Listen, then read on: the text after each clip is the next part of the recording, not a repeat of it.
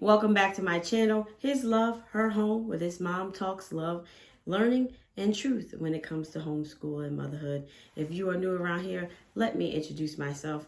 My name is Frances, and I am a stay-at-home homeschooling mom of 4 boys. Today, I want to share with you 5 tips to avoid homeschool mom burnout. Yeah. So, number 1, we should establish boundaries.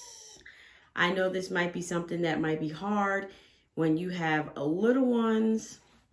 During that time, it's probably better to have different strategies when you have little ones, but when your kids start to get older and even they want their own separate space, it is a good time to start setting some healthy boundaries.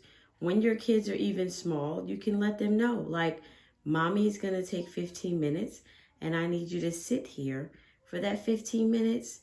If they have a hard time sitting for 15 minutes, get a bell and say, or not a bell, guys. Not a bell. Get an alarm or use your cell phone and say, when this rings, mommy's gonna come back and play with you. So you can incorporate just 15 minutes here or 10 minutes, or even if you have to start with 5 minutes just to get them in the habit of them having space away so you can have space to breathe during the day. And, you know, when they get older, they will respect boundaries because even in that age, they want their own boundaries. So this is something to not wait to start, give them the habit and train them now that, mommy, this is a boundary right now. You can't have mommy and you have to wait. This leads right into number 2, which is insert yourself. We as moms tend to run and run and run, and we forget about us, that we need a break, that we need time.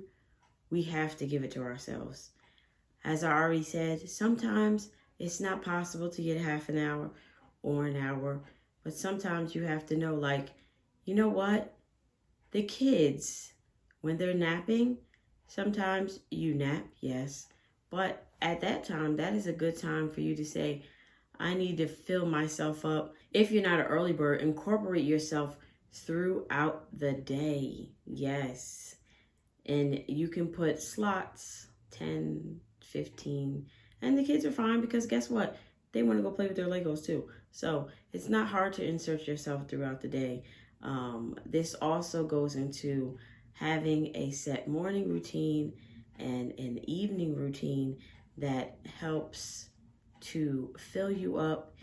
At night, go to bed an hour earlier. In the morning, wake up an hour earlier.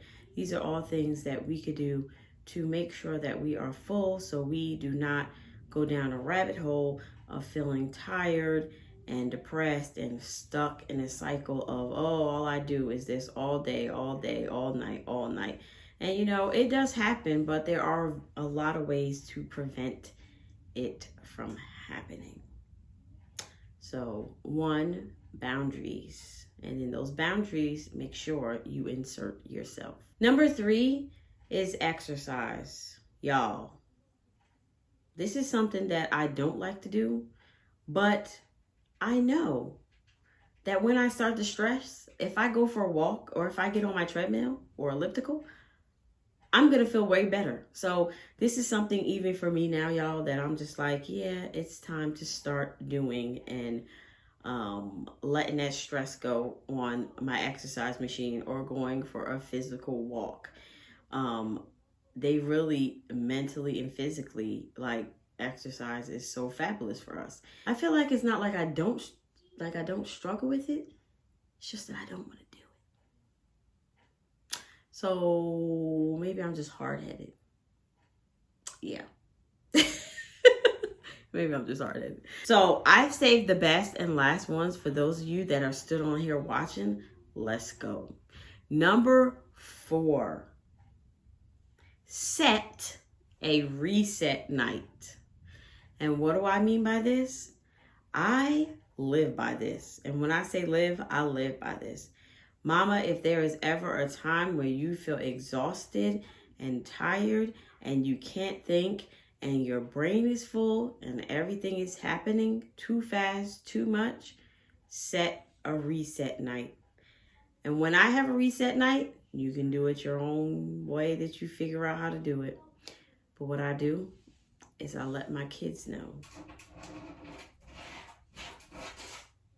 Sorry, my dog is scratching at the door. But when I have a reset night, and I usually try to schedule once a month. If you have smaller kids and you're tired more often, plan it twice a month. But I set one time a month where my kids are in the bed at 8 o'clock. For you with smaller kids, that might be 6 o'clock. I remember when I was young that I would go to bed when it was still light outside. So my mama wasn't playing with me either, y'all. Not playing.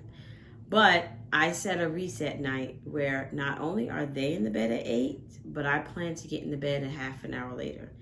And I know for some people, they say they can't fall asleep. It's not possible. Y'all, I take some melatonin. It's not bad for you. Take some melatonin. I even give a little, they have kitty melatonins. I give gummy melatonins to my kids, which, well, I stopped using gummies because why do they have sugar in them? I don't know.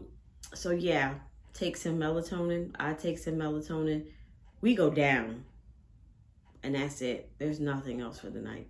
So this really helps me when I feel overwhelmed and I just need a reset. So I do this. Usually I go to bed at like 8:30, 9 o'clock the latest.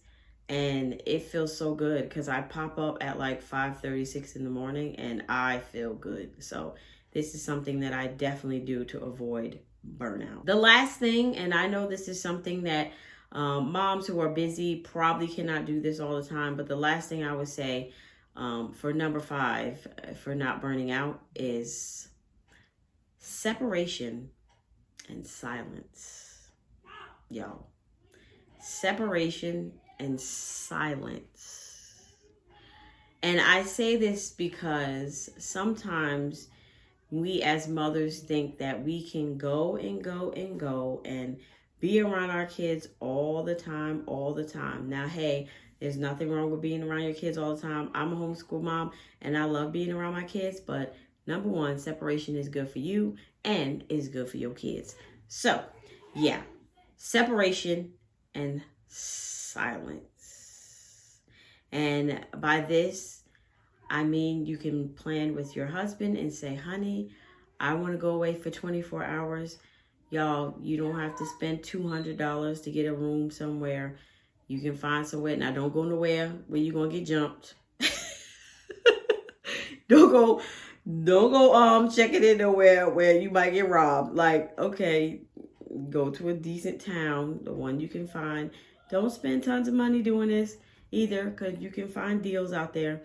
But learn to take 24 hours away from your home, your kids, your husband. So there can be a moment of separation and silence, not only for your mind to unwind, because I know as an introverted mama, me sitting down in quiet, even when I get the quiet, it takes a while for my mind to just get to a point of being relaxed.